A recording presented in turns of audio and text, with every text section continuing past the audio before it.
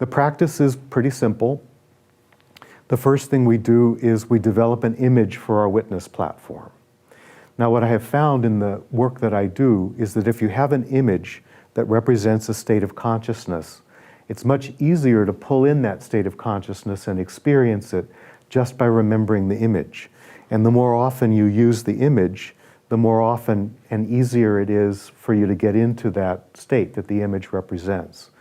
So the thing about the witness platform is it's emotionally neutral, and it has a strong sense of support underneath you. It pulls you out of whatever you're normally involved with in your thinking and your feelings.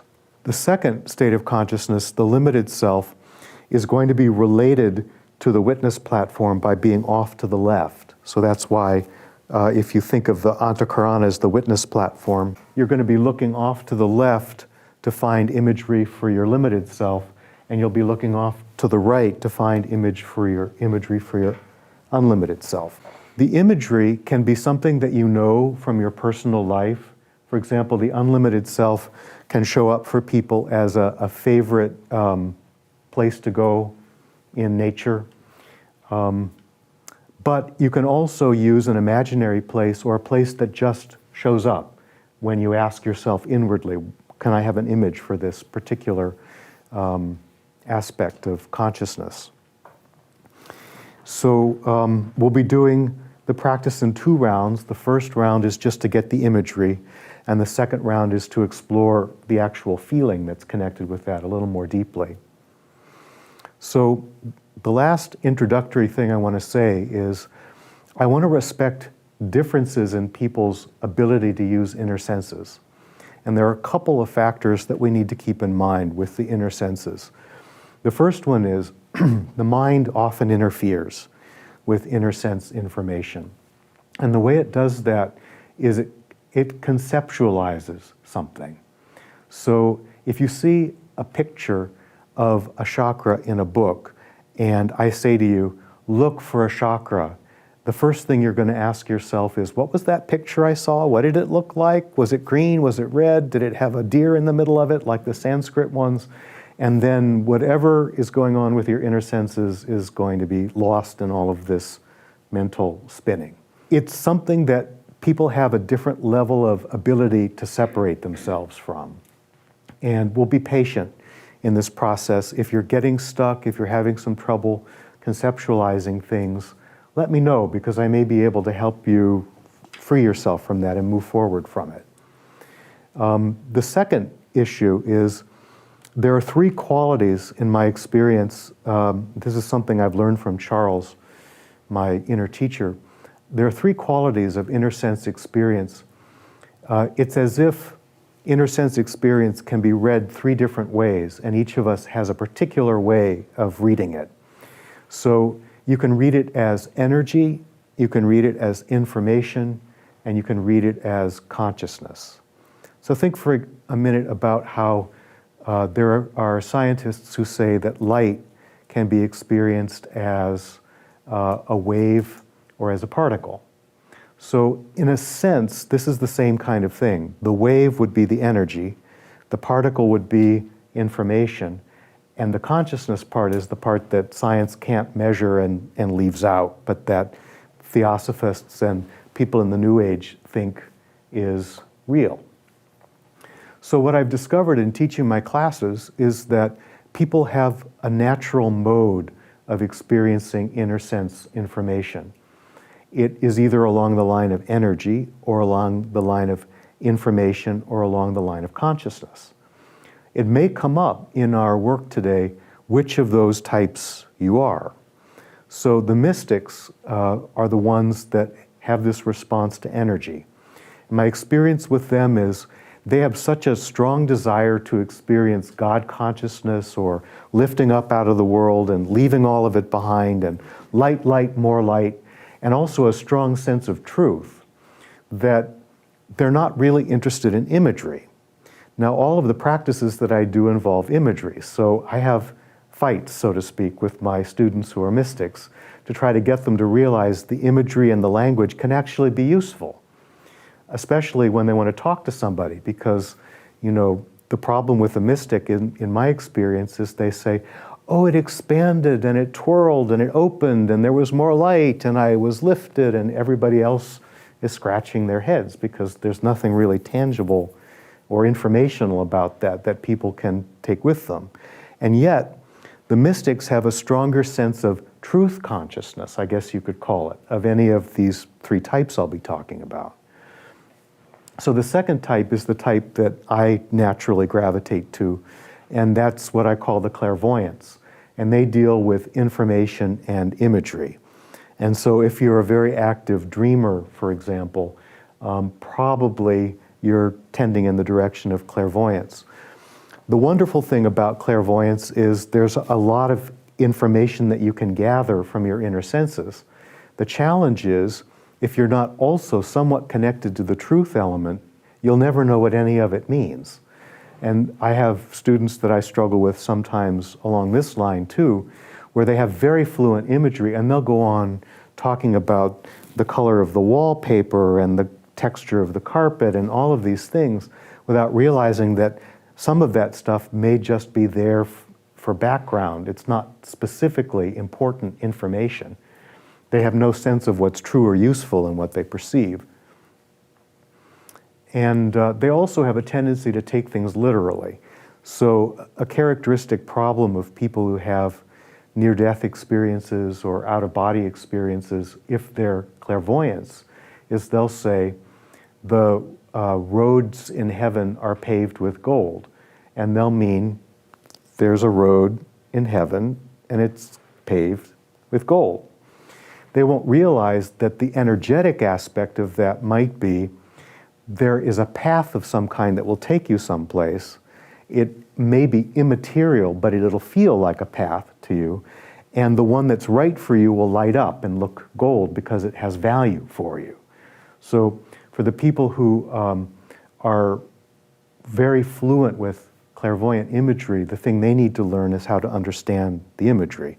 And I may be able to help people with that if you share your imagery and don't necessarily understand it. And then the third type I call clairaudience, and they deal with the consciousness aspect. And the thing that's vital for them is the feeling of relationship. So any of you who have explored spiritualism will recognize that the spiritualist is often a clairaudient type in the sense that they deal with consciousness. They're very interested in the relational aspect of things. They may also have trouble with the truth connection of things. And so, you know, if any being shows up, it's got to be grandma. You know, it could be a very deeply loving being, just like grandma was a very deeply loving being. But it could be an angel, or it could be some other type of being. And often there isn't an ability to make that discernment. So the idea is, in the training that I do with people, if you know your type, that's helpful. If you've got one going, you've got some degree of psychic awareness. What you need to do is add a second one to become more accurate, and then eventually add the third one, which is a significant challenge. So for me, I started off dreaming and astral projecting when I was a teenager, and that was a sign of the clairvoyant aspect of things. And then somewhat later, I did some work developing myself as a channel. So then I started working on the consciousness aspect of things, and that's where I developed my relationship with my teacher, Charles. And then the third aspect was the hardest one, which was, what does all of this mean? What's the truth content? And that involved a lot of work, and Theosophy actually was very helpful. In fact, as I go around to different Theosophical groups, what I find is I'm mostly talking to mystics and a few clairvoyants and almost no clairaudience, because there's often been a struggle in the Theosophical Society around people who have a spiritualist base. And it's interesting to watch. I mean, I have struggles in my classes with people who come from that spiritualist side. For example, I had one very talented astral projector who, whenever he experienced another being, would walk up to it and say, "Hi, my name is Mark, and you know, what's your name?" and wanting to shake hands. And the beings would turn their back on him because they realized that here was somebody who didn't understand that everything in non-physical reality, in a sense, is energy. And people don't have names like a spoken name, and that you're communicating via a kind of telepathy that doesn't have letters involved, so that the name Mark doesn't mean anything. So these are just examples of some of the pitfalls that people can get into if they don't recognize these three different psychic types. And in fact, I think Madame Blavatsky is a good example of the kind of spiritual teacher who was able to do all of them. I think she was naturally a mystic, primarily, and that's one of the reasons why there's a lot of truth content in her writings. There's also a lot of imagery in some of the records that she was reading from, the Akashic or world memory of the past. And then she had the relationship with the masters, which is the consciousness aspect of things. Just to clarify, so inner perceptions tend to be energy or info or consciousness, and those correlate with the mystic, the clairvoyant, the clairaudient. Yes. In that order. Or you could also say truth, information, truth, imagery, and relationship. Okay, thank you. Yes. So I don't understand why you call it consciousness. Why that word applies to clairaudience or relationship. The way it's most often experienced is a kind of channeling, and so that's why I say clairaudience. The words are probably not the best. For example, I could say that the mystics are clairsentients because what they experience is a connection to energy, but that tends to be used in New Age literature for a completely different kind of psychic experience. So we lack useful words. The important thing is the experience of some kind of relationship, that you are aware of yourself as a conscious being and that you are aware of some aspect of non-physical reality as a conscious being. And for this purpose, I'll ask that people have their eyes closed, but you can keep your writing materials handy because there may be a little bit you'll want to write about whatever it is that you're perceiving. So what we'll do is we'll gather imagery for each of those three states of consciousness that I was talking about, the witness platform, the limited self, and the unlimited self.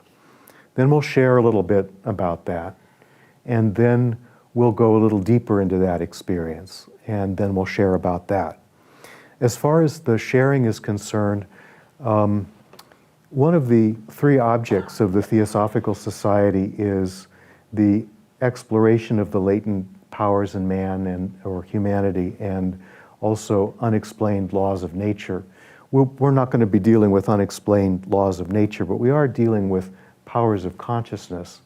And my understanding of the best way to think about that is clairvoyant investigation, so to speak. In other words, all of us are experimenting. All of us are investigating what are our own possibilities of consciousness. Whatever we share is actually a contribution to the group knowledge, and therefore it reflects another aspect of the Theosophical Society, which is the first object of brotherhood, universal brotherhood of humanity. So some of you may be very fluid and fluent with your imagery. Some may have very apparently impressive imagery. Some may be very simple. Personally, I tend to trust any image that comes that the person doesn't expect. So if somebody is looking for a higher self guide and it shows up as Mickey Mouse, and that's the least thing they would expect, I would venture to guess that that has the most interesting information behind it. So it often happens that there's a problem of spiritual status that comes into sharing about the inner life, and I'm hoping we'll be able to minimize that. So, if Cleopatra shows up in your imagery, that's fine, we'll talk about it and share, but, the thing is, if you're also talking to half a dozen Egyptian and Lemurian and Atlantean masters, I would say to myself, well, okay, that's what we expect, and there's maybe a little bit of spiritual status behind that. we'll work with it, but be careful because it could be the mind conceptualizing what you think you should be experiencing. So let's have our eyes closed. And this is a basic guided meditation kind of experience. So have your attention focused inward. And you might take a couple of deep breaths the way you ordinarily would if you were beginning a meditation practice.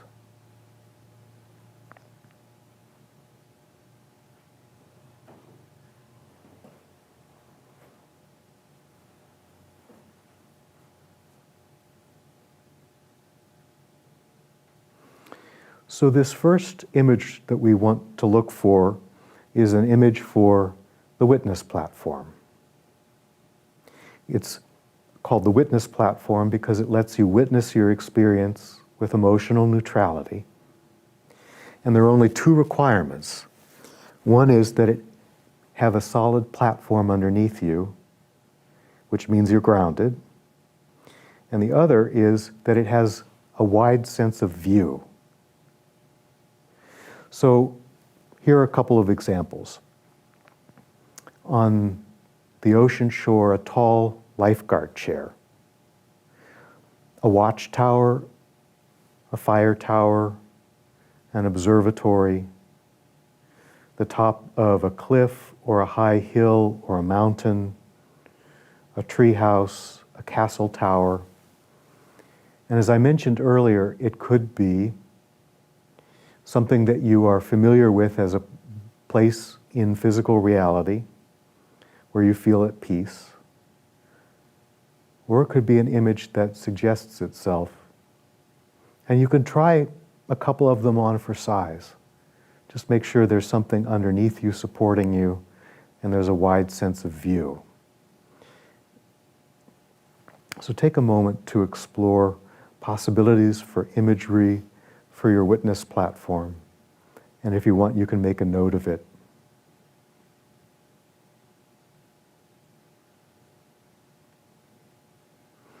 And by the way, you can't do this wrong.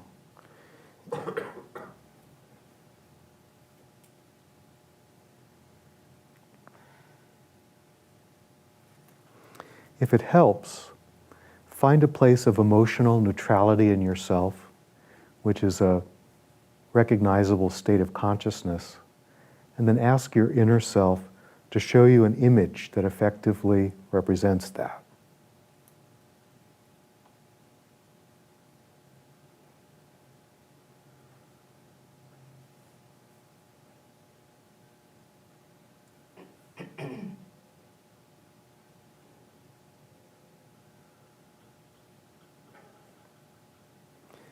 And it's often helpful to take the first image that you get as opposed to spinning around from one image to another.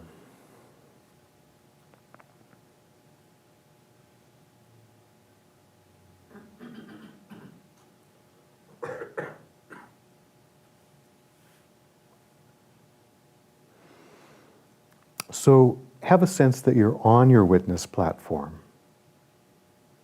That can sometimes enhance the feeling of emotional neutrality. And for the next part, stay on your witness platform, don't leave it. But look off to the left and find an image for your limited self. This can be really awful if you want. It can show up as that, or you can see it as that on purpose because that helps keep all of that heaviness off in one place. Typically in my classes, I find that people see the limited self as barren, or a desert, or a swamp, very sticky, or really overgrown, or completely run down. Those are just a few examples.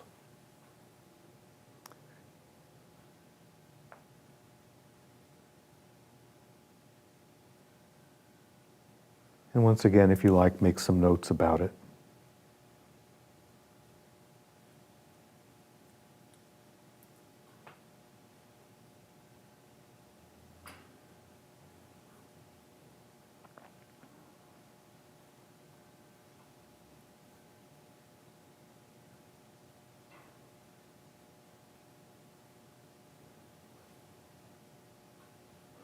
And again, stay on your witness platform. You can turn your attention away from this limited self. Now look off towards the unlimited self landscape or state of consciousness off to the right and find an image associated with that. And there's often a lot of light, a lot of openness, a sense of peace. Some people get carried away with the idea of an unlimited self and feel like they're way out in the universe. You don't have to go that far.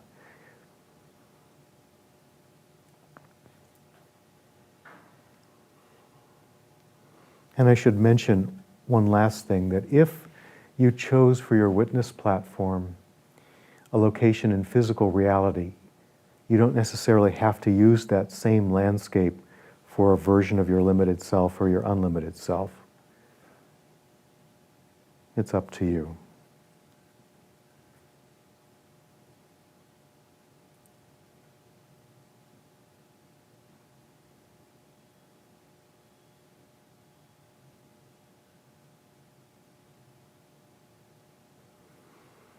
And then just take a moment to bring your attention fully back to the witness platform. And let's open our eyes and let's talk a little bit about people's experience. Okay, so I had two possible witness ones. One was a beach with sand dunes, off of a lake. Okay? And the other one was a lighthouse in the same area. Which one came first? The beach. Okay. So I would say that probably what you were doing was you were clearing your mind. So the landscape represents the clearing of the mind. But the lighthouse is an excellent witness platform. So I would use that if you continue to work with this practice. Okay. And then something else? For the limited self, there was a shack on the left. But I was on the beach, so I saw the shack. And then for the unlimited, it was either the lighthouse or the lake. The lake is probably a better image for that.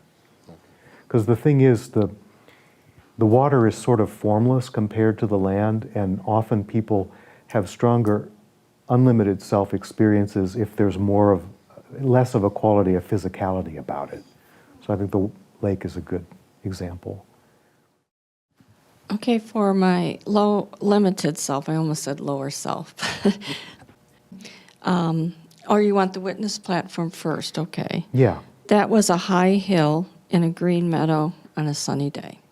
Okay. Okay. And then for the lower self, or limited, I saw myself blindfolded and it was kind of cloudy. And for the unlimited self, a sunny prairie savanna in spring. Okay. So you saw yourself in a landscape? Yeah. Okay. Is that okay? Yeah, it's fine. Like I said, you can't do it wrong. But there's often, if you know anything about interpreting dream imagery, there's often a message. So the message for you might be something like, there is no limited self except when you blind yourself to, you can't do anything wrong. It all means something. The real question is, what does it mean? Can you figure that out? Is there someone else who wants to share? Okay. Yeah, each of these were less large geographical things, and I tried, let's say, a tower and our hills and things like that. But when I flashed on the stool, it's like a business chair that I sit on every day when I do my job, my feeling of being there is that I'm in control, and that's where I observe the world, really. But it's in a small room, and I thought, well, would this work? And I said, well, yeah, I can make the walls disappear easily, Okay. because I'm in control.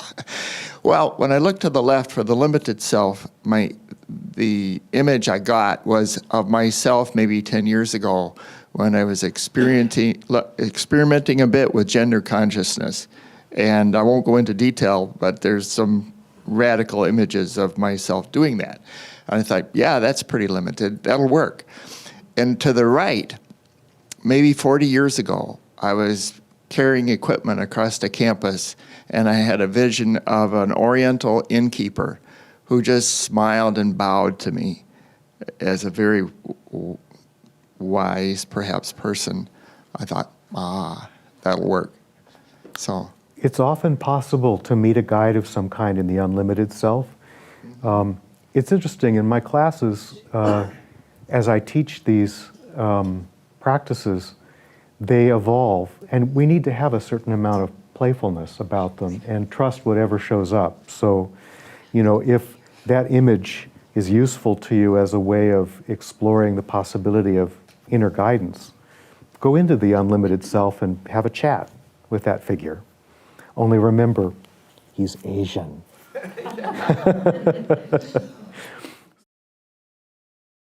All right, so the very first vision for the witness that popped in my head was like a hangman's galley, I guess you call it. I don't know. It was just like, you know how when they would hang somebody, it would always The gallows, yeah. Yeah, the gallows. Okay. Which did not feel neutral to me, and I got like this little wave of anxiety, and then so obviously I tried to find another image, but that's honestly what came Have first. you ever worked with the tarot? No. There's an image called the Hanged Man in the tarot deck, which is actually an image of... Oh, yeah. Okay. You know what I'm talking about then. Yeah. Yeah, it's an image of a kind of meditative consciousness. So you may have been getting a message about that. And it could be something to trust because it did come unexpectedly. So the image behind the Hanged Man is that the Norse god Odin hung himself from the world tree in order to somehow achieve a state of consciousness in which he was able to understand everything that was happening all over the globe. So there's some good archetypal resonance with that imagery. Okay. That's why I brought it up, because I just wasn't sure. It felt dark, but at the same time, it came very clear immediately. Did you? So- What did you try to get after that? So after that, I went to a really nice top of a hill where I have an actual one that I've been to many times. It's where I like to stand, and you can just you have a good view of everything. You can see all the way to, it's in Bloomingdale, and you can see all the way to the city from there. So I went there, but I almost feel like that's not a neutral place for me. It's kind of a happy place for me. Happy's okay. Happy's okay? We'll take happy. Okay. So then I did the rest of my visualization from there. That should be fine. Yeah. Either way is good. I mean, sometimes the guides that provide the imagery have a sense of humor. So it could be that if there was any kind of nervousness about going into doing the practice, that you choked up. So you saw, they fed this back to you, the image of a hangman's gallows. Yeah. So, Okay. I mean, my dreams are always full of puns like that.